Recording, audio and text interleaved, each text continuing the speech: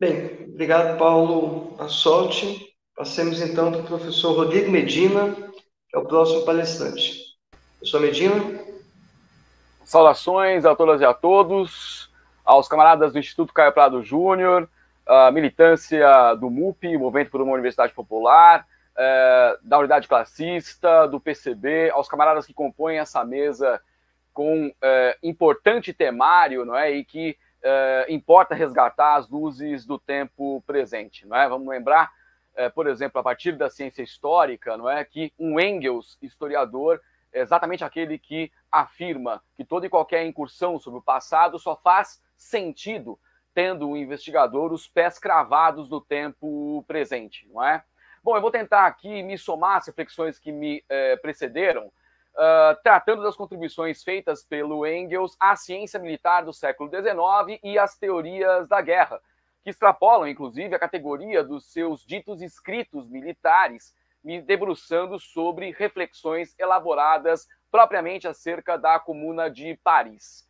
A começar, a condição de um dos mais eruditos analistas militares do seu tempo, que é atribuída a Engels e reconhecida internacionalmente, pelo menos desde a década de 1860, condição essa que é mantida até o final da sua vida, nesses 2 séculos póstumos acabou, digamos, à sombra das contribuições que resultaram no assentamento da crítica da economia política e do materialismo histórico dialético, que são, como sabemos, pedras angulares do marxismo clássico, não é? A não ser, por óbvio, para aqueles poucos conhecedores de mais de uma centena de escritos que demarcaram, então, a participação do Engels no desenvolvimento da ciência da guerra no século XIX.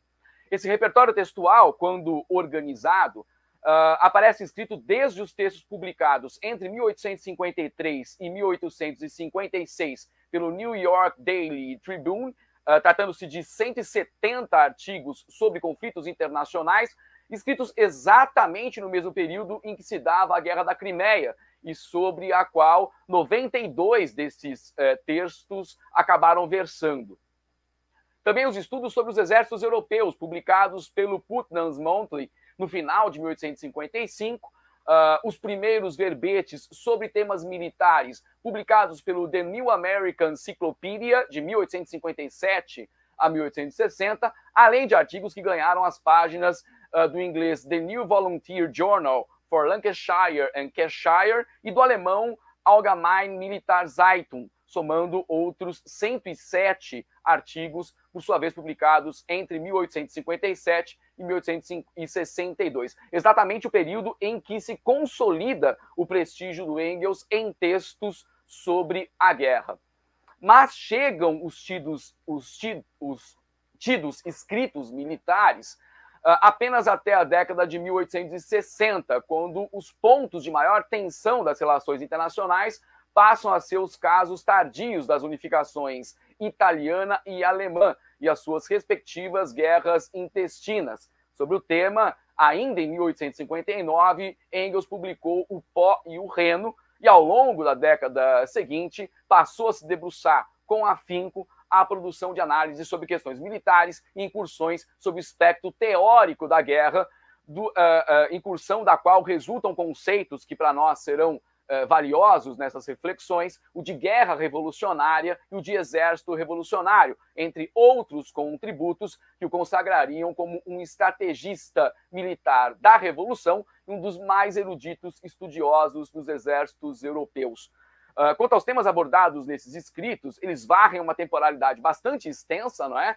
Que se estende da antiguidade até o século XIX. A maior parte desses textos se dedica ao século XIX, tratando de um temário também amplo que vai da organização dos exércitos, dos contingentes de conscritos, de batalhas decisivas em guerras europeias, sobretudo do século XIX, dos avanços técnicos da indústria bélica, sobretudo tentando dar conta da chegada de elementos da Revolução Industrial do século XIX ao campo da produção de utensilagem ofensiva bélica, de inovações táticas e estratégicas que espelham essas inovações técnicas, também de engenharia e logística militar, e uma série de verbetes que vão desde a utensilagem bélica que eu mencionei às armas das forças armadas, não é? artilharia, infantaria, marinha de guerra, entre outros verbetes. O conjunto dessa literatura revela uma escrita que destoa de forma bastante contundente das convencionais narrativas militares, estas descritivas, factuais e comprometidas, tanto com a caserna quanto com as chancelarias. Comuns também, então, a história diplomática serviu à legitimação dos Estados modernos em seus processos formativos. Em seu lugar, nas linhas escritas por Engels, os exércitos ganhavam historicidade e as guerras, bem como todos os seus elementos constitutivos, passavam a ser analisadas a partir da tessitura social por sobre a qual ela se desenvolvia, bem como inovações técnicas eram associadas aos termos do desenvolvimento técnico-industrial em marcha, sobretudo nas realidades de capitalismo desenvolvido. Mas essa cronologia e repertório temário dos escritos militares findam antes que Engels tivesse se ocupado do desenvolvimento e dos destinos da Comuna de Paris de 1871, cujas análises são então inseridas noutro cômputo, não é? O dos escritos políticos, como se não fosse a guerra, propriamente a guerra do capital contra o trabalho, forma e conteúdo do massacre dos comunardes, também a continuação da política por outros meios, correndo aqui então de empréstimo a sentença elaborada pelo general prussiano Karl von Clausewitz. Desta outra textualidade, então, portanto, fora da chancela dos escritos militares, é que nós recuperaremos aqui, então, as reflexões de Engels sobre a guerra, exército, guerra revolucionária e exército revolucionário, às luzes, melhor dizendo, não é? No ocaso da Comuna de Paris.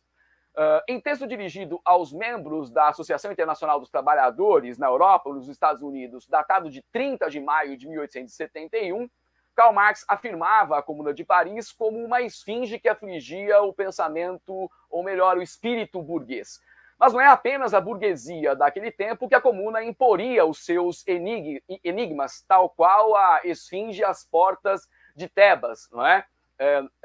No texto escrito por Sófocles. É, sobretudo, a esquerda mundial, em seus mais diversos matizes, contemporânea ao seu decurso e no porvir dos seus desdobramentos, que os mais consistentes problemas acabaram sendo elaborados. Dentre eles, colheremos aqui as reflexões elaboradas por Engels, tanto acerca da guerra nacional movida contra as classes sublevadas na França, quanto a percepção sobre a condição da guerra civil em processos revolucionários e as concepções de guerra revolucionária e de exército revolucionário imbricadas aí, nesse caso, em concreto.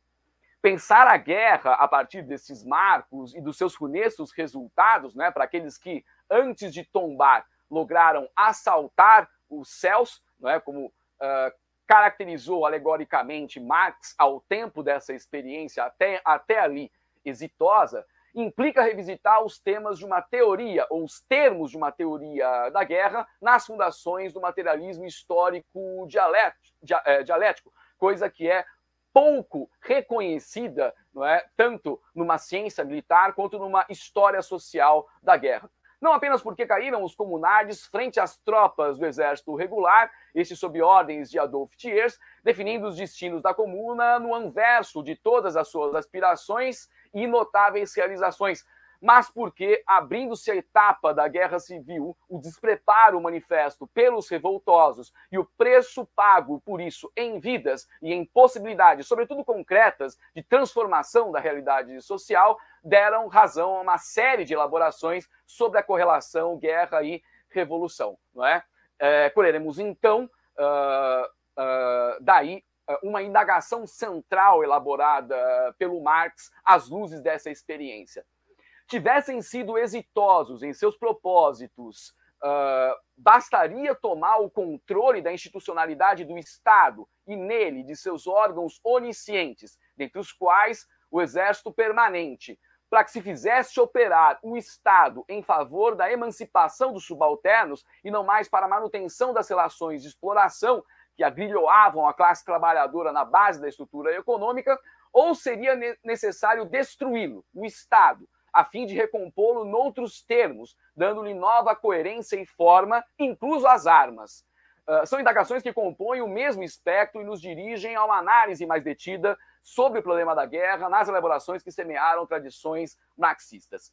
Esse questionamento, dirigido à classe operária por Marx, é seguido pela assertiva de que tanto exércitos permanentes quanto aparatos policiais, burocracias administrativas, clero e magistratura constituíam-se como órgãos onipresentes, circunscritos à cúpula centralizada de poder, na institucionalidade do Estado, desde as monarquias absolutistas saídas das estruturas medievais de governo e sociedade, adentrando ao processo de formação dos Estados modernos como instrumentos de luta da burguesia citadina contra a feudalidade em declínio, preparando o seu domínio de classe posterior. Essa caracterização feita por Marx do Estado absolutista no Ocidente destou um pouco, né, daquela elaborada pelo Engels, mas eu não pretendo tratar efetivamente dessas divisas nesse momento.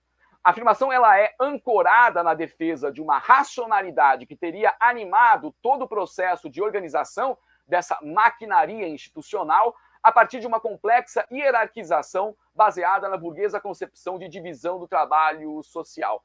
Apesar dessa condição, órgãos como o Exército só se tornariam instrumentos efetivamente burgueses com a demoção de uma série de entulhos medievais, estruturas em decomposição, mas ainda resistentes às mudanças em curso e precipitadas pela inserção do trabalho livre assalariado no mundo da produção de bens de consumo, tanto quanto do domínio de uma pujante burguesia mercantil sobre todos os elementos da circulação comercial em rotas de longo curso, almejando um duplo salto a partir da preponderância até ali alcançada, tanto na direção do controle pleno das relações de produção, quanto no sentido da superestrutura jurídico-política, esse que só seria dado no final do século XVIII em França, enquanto o seu domínio pleno de classe seria facultado pelo capitalismo, entre aspas, verdadeiramente existente na forma que lidera a Revolução Industrial, por sua vez consolidada na primeira metade do século XIX. No entanto, para Engels, a burguesia francesa teve condição de dominância política apenas durante os 2 anos de experimento republicano, de 1849 a 1850, como bem lembrou o professor Barsotti, não é? Garantindo a sua preeminência com a outorga do poder político que cumulara até ali ao império de Luís Bonaparte e mais propriamente ao exército, a partir de então, não é? Com o advento de uma burguesia industrial e a sua contraparte, o proletariado, reconfigurando-se as relações capital-trabalho a partir do implemento da maquinaria fabril e do trabalho alienado no mundo da produção de bens de consumo, as contradições de classe se asseveraram de tal forma que da superestrutura jurídico-política, o Estado, uma vez desvencilhado dos agentes e das mentalidades da ordem senhorial anterior, assumiu a forma de poder nacional do capital sobre o trabalho. Vamos lembrar que essa é a caracterização feita pelo Marx, não é? Nesse processo que é o de transição entre feudalismo e capitalismo, apesar de os fundadores do materialismo histórico dialético não terem usado este termo para referir as mudanças em marcha. Sua função primal seria de manter as classes subalternas, agora o proletariado urbano primordialmente, subjugados pelos interesses dos proprietários dos meios de produção, valendo-se para isso dos seus aparatos formais de repressão, que como instrumentos do capital foram operados para a crescente exploração da força de trabalho, ao passo da otimização das taxas de lucro na estrutura econômica às classes proprietárias. Essa condição em França só teria sido alcançada em 1830, quando em termos jurídicos formais teriam caído uma série de privilégios senhoriais frente aos interesses do capital, já de frente ao seu mais vultoso antagonista, a classe operária. É o tom o do republicanismo que, ao tomar controle do Estado francês, dirigiu seu inimigo de classe de outrora, partidários da realeza e demais oligarquias fundiárias, afagando as suas incertezas com claras demonstrações de que a República Social significava, para a classe trabalhadora, a perpetuação da sua sujeição sob nova clava e novo algoz, não é? Não é caso idêntico, não é? Mas há paralelos notáveis com a realidade alemã, ainda que tardia a sua condição de unificação nacional e de consolidação das suas burguesias, não é, como classes sociais. Engels esclareceu, tratando então da condição tardia do caso alemão, que foi aqui lembrada também pelo professor Barsotti, que as alianças pactuadas pela burguesia a fim de garantir o seu poder de classe se deram todas com os elementos reacionários da ordem senhorial imediatamente anterior: a realeza, o exército, a aristocracia rural. Não é? A aliança entre as classes proprietárias na estrutura econômica e os agentes da superestrutura política, incluso aqueles sem mais equivalente em capacidade de pagamento, não é? Acompanhada do agigantamento do proletariado urbano e do processo de tomada de consciência acerca da sua expressão e potencial de transformação da realidade social, teve como condição o recrudescimento dos aparatos de repressão, exército e polícia em primazia, sobre os esforços de organização da classe trabalhadora. Em termos análogos, para Marx, a república parlamentar que teve à frente Luiz Bonaparte é a expressão para os trabalhadores de um confessado terrorismo de classe, que não se alterou com o golpe de Estado fundador do Segundo Império, senão acabou explicitado quando, como resultado da desastrada atuação internacional do autoproclamado imperador, a Prússia acabou tragando a França aos seus estratagemas de guerra no interesse da unificação nacional alemã, sob a insígnia do sangue e aço, não é, das estratégias de Otto von Bismarck, o que teria custado como ônus ao perdedor o término do seu próprio regime. Mas, na marcha dialética da história, a contradição gerada pelo Império não foi a guerra franco-prussiana per se, senão o movimento que se ergueu exatamente das exéquias e dos escombros da destruição humana e material dela decorrente, a Comuna de Paris. A forma peculiar do republicanismo social proclamado pelos comunares batia-se com o propósito de um império restabelecer o poder de classe da oligarquia rural e que, uma vez recomposto, o governo de Thiers se empenharia em manter. Já havia dado demonstrações claras neste sentido. E a pergunta elaborada pelo Marx quanto às instituições onipresentes do Estado acaba sendo respondida pela Comuna quando ao exército regular dá lugar, por decreto, à Guarda Nacional, formada majoritariamente por operários. Ao invés de combatentes profissionais, o povo em armas, movido pelo propósito da destruição da velha ordem, ainda que não se soubesse ao certo o que seria posto em seu lugar. Mas substituir o exército e a polícia significava, para a Comuna, decompor os elementos da força física do antigo governo. Ainda que a Comuna não tivesse elaborado propriamente um projeto de organização nacional, limitando seu raio de atuação a Paris e a poucos centros próximos, concebendo de maneira imprecisa possibilidades de estender o seu modelo de autogoverno a toda a realidade francesa, dos grandes centros industriais aos rincões campesinos, o levante popular deu razão à organização da contra-revolução que, tendo à frente as forças policiais francesas, rapidamente empreendeu o cerco a Paris, a fim de que não houvesse contágio das províncias, onde, já tendo os rurais percebido a falácia do discurso bonapartista, tanto quanto o caráter repressivo do governo de Thiers, acentuando-se aí, vale dizer, a coerção do campesinato nesse mesmo período, um levante geral dos camponeses poderia rapidamente ser iniciado pelas notícias dos êxitos revolucionários havidos na Cidade Luz.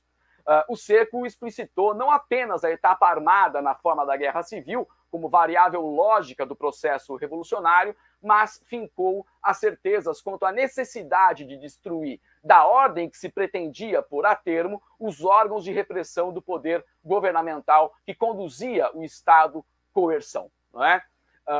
Pois bem, como o tempo aqui é exíguo, eu vou já me encaminhar aqui para uma reflexão que eu considero absolutamente central no que diz respeito à tarefa histórica da Comuna, apesar das suas eventuais inconsistências, não é?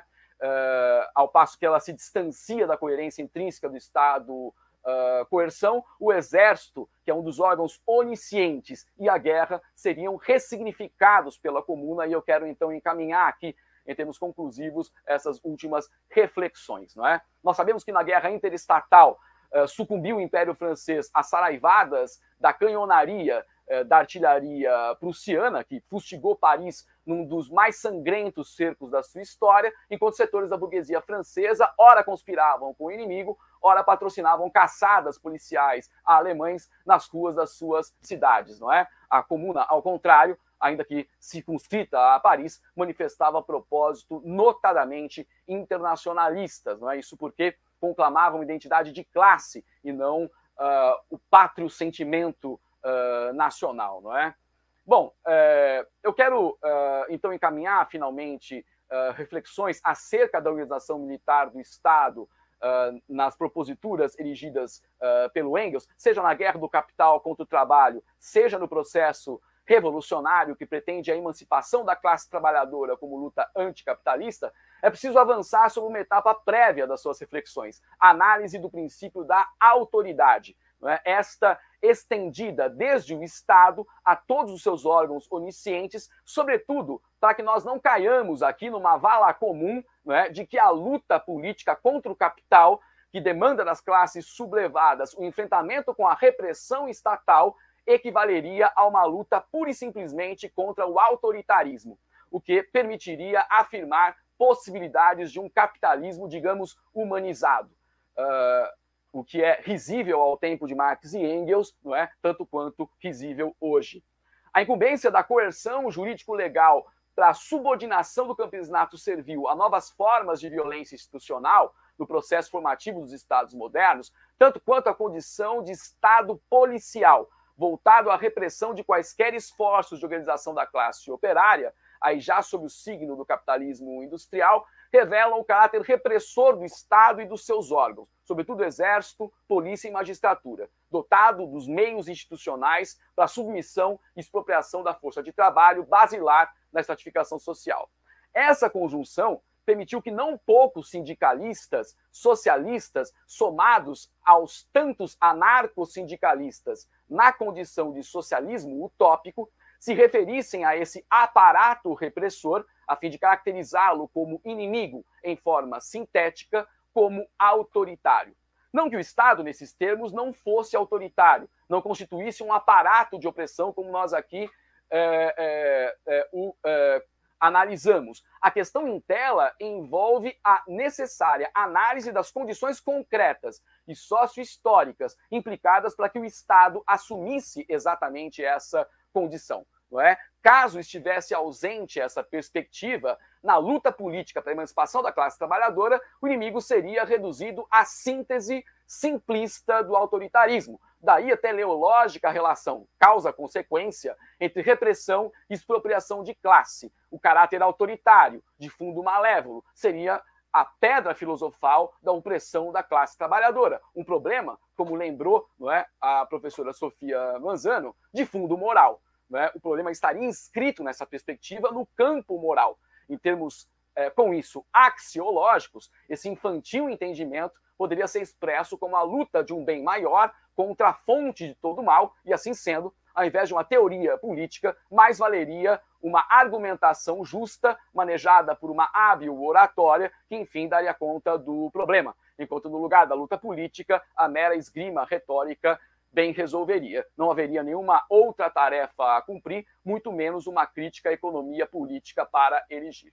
Essas divisas, é importante lembrar, já estariam presentes internamente à Comuna de Paris, onde a maioria blanquista conduzia o Comitê Central da Guarda Nacional frente a uma minoria de militantes da Associação Internacional dos Trabalhadores, e esses, por sua vez, sob forte influência proudhoniana. Entre ambas as posturas é que nós encontramos a crítica de Engels, não é? Eu vou ler aqui um trechinho onde ele desenha os contornos dessas cisões. A ironia da história quis, como acontece geralmente quando o poder cai nas mãos dos doutrinários, que tanto uns quanto os outros fizessem o contrário do que a doutrina de sua escola respectiva prescrevia. Por isso a Comuna foi a tumba da escola proudhoniana do socialismo. Essa escola desapareceu dos meios operários franceses e a teoria de Marx predomina sem discussão, não é? Agora, concluindo, eu prometo, não é? Só mais um minuto. Em texto escrito para o Almanaque Republicano, Engels se enfrentou com um problema afirmando a autoridade como condição da imposição da vontade, tendo como contraparte a subordinação daquele que, livre de coerção, não seria levado a fazer algo ou deixar de fazê-lo.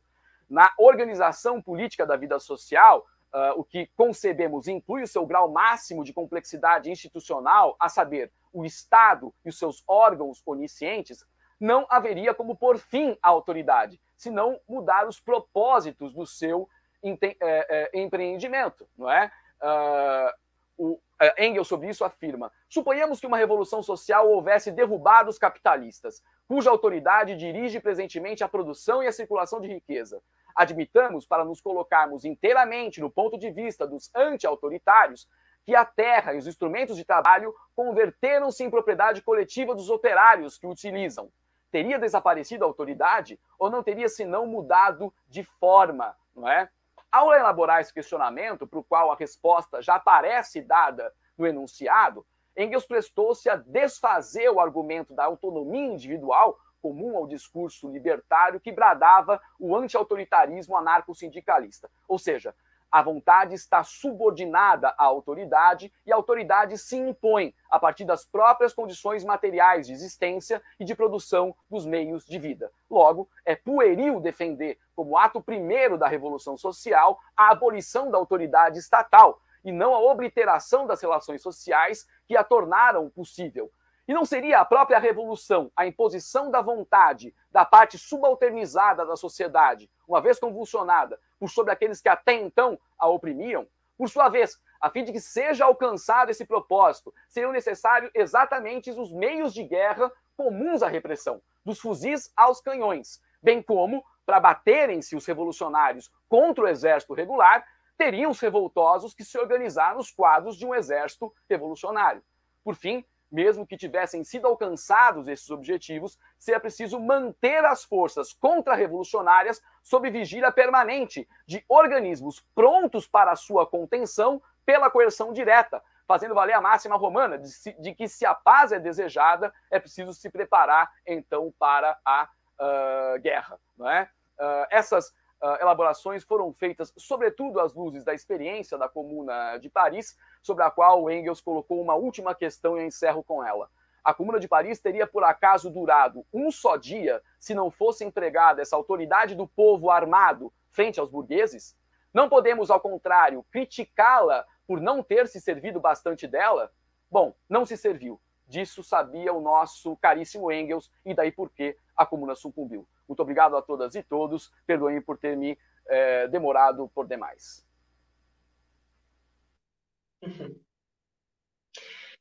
Que nada, Medina. Foi muito boa a intervenção. Mais uma vez agradeço em nome do ICP